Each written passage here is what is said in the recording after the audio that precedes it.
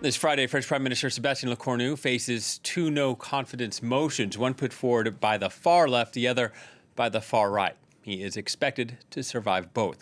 Now, last year, Lecornu made headlines after pledging not to force a budget bill through Parliament without a vote. This week, he made the headlines again for doing the exact opposite, invoking the ever-controversial Article 49.3 of the French Constitution to bypass any parliamentary vote on his budget bill.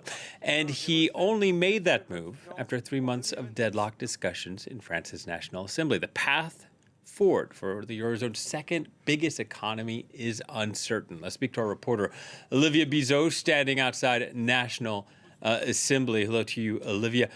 Lawmakers have a busy day. Take us through it.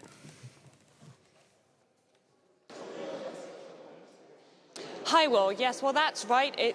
Sébastien Lecornu said that he had little choice but to push through the 49.3.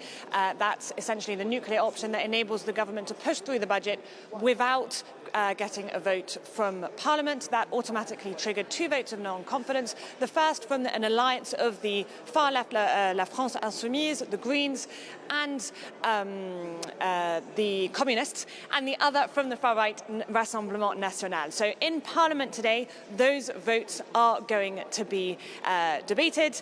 Now, the magic number today is 288. That's the number of votes needed for Prime Minister Sébastien Lecornu to be fired. But it's very unlikely that that's going to happen mathematically. And that's mostly because the government has found a political compromise with the socialists.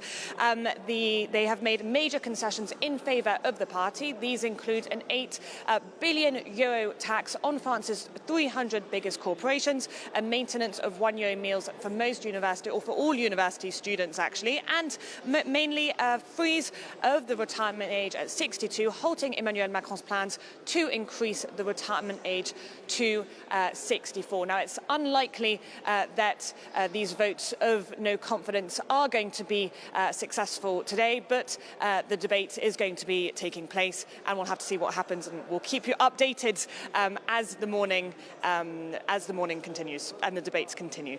Yeah, so, Olivia, as you say, the government expected to survive. If that is indeed the case, what happens next? Well, if Lecornu clears today's hurdles, he will have little time to celebrate, and that's because he will be back as early as this afternoon to once again trigger another 49.3.